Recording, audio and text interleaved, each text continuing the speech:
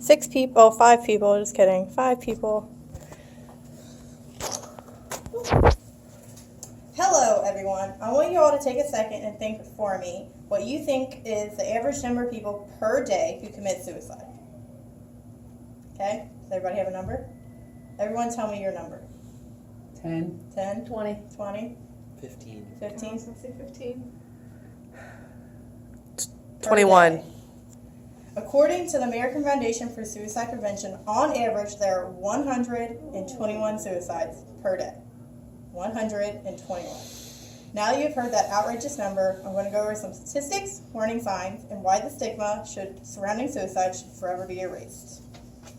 Suicide is actually the 10th leading cause of death in the U.S., accounting for roughly 44,193 deaths every single year, costing the United States roughly $44 billion annually. Women attempt suicide 3 times more often than men. However, men die by suicide 3.5 more times often than women. And for every 1 death by suicide, there's another 25 people attempting in some way, shape, or form. And firearms account for almost 50% of all deaths by suicide. When someone thinks of a person who is suicidal or someone who did actually commit suicide, a lot of times people believe that that person did it on a whim and there are absolutely no warning signs.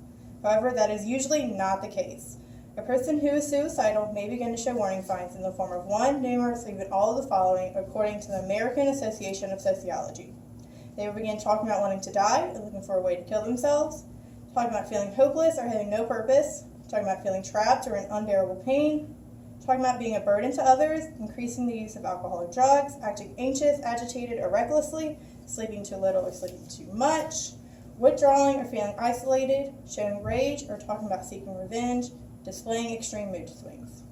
Some reasons why a person may commit suicide or attempt because they have some sort of mental illness like bipolar or schizophrenia, they lived through a traumatic event and now have PTSD, bullying, drug addiction, a terminal illness, or chronic pain. The most common cause of suicide is untreated depression, as 90% of individuals who commit suicide are depressed. I'm sure that at this point you're all shocked by some of the statistics or even how easily some of those warning signs can be missed. Let me just tell you all from experience, when someone you love is struggling, those warning signs are there, but you can very easily be in denial. Everyone needs to be aware that suicide can happen to anyone at any time. Robin Williams hung himself in 2014. Kurt Cobain shot himself in 1994. Ernest Hemingway hung himself in 1961. Alexander McQueen hung himself in 2010. And just last week, Aaron Hernandez hung himself in his jail cell. All of those people are famous celebrities who dealt with the same issues as someone who's not in the limelight, someone like my brother. My older brother was just 27 years old when he decided to take his own life after dealing with PTSD for 3 years. My family knew my brother needed help. My brother knew he even needed help. My brother could just not get the courage to ask for the help he desperately needed, which is a common issue when someone is dealing with a mental issue or contemplating suicide.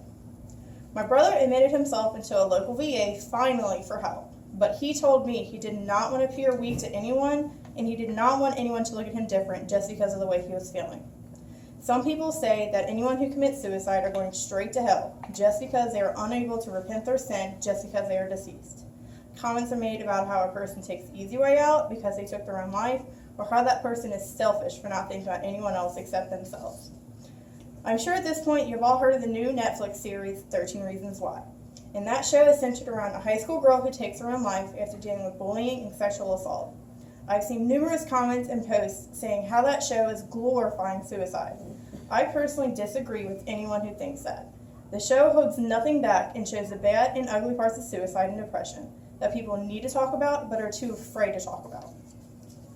Stigma prevents people from seeking out help, says Dr. Dan Redenberg, Executive Director of Suicide Awareness, Voice of Education, and Managing Director of the National Council for Suicide Prevention. People experiencing suicidal thoughts or mental health issues in general may worry that disclosure could affect their insurance coverage or future employment potential. Redenberg also says that it's also just the shame. They're worried about people knowing that at work, whether it's human resource department or the manager. They're worried about whether or not they're going to get a promotion. So stigma keeps people from talking about it. That fear, he says, is especially prevalent in the military, something that my brother personally had to deal with. When it comes to the comments of someone who takes their own life being selfish, let me tell you that when I dealt with my brother, that was absolutely not the case. My brother left a 4-page long suicide note explaining why he did what he did, so there are no questions. And in his note, he talked about my family more than he talked about himself.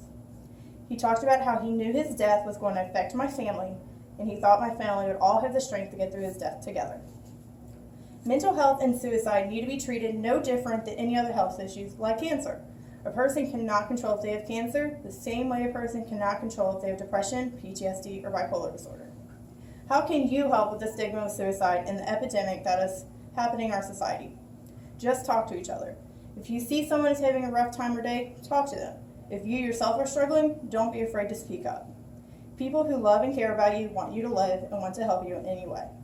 The National Suicide Hotline is available 24/7, and that number is 1-800-273-8255.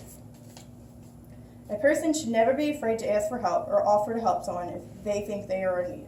It is important to remember that suicide is a permanent solution to a temporary problem, and that someone who takes their own life does not want to actually end their life, they just want to end their pain. Thank you.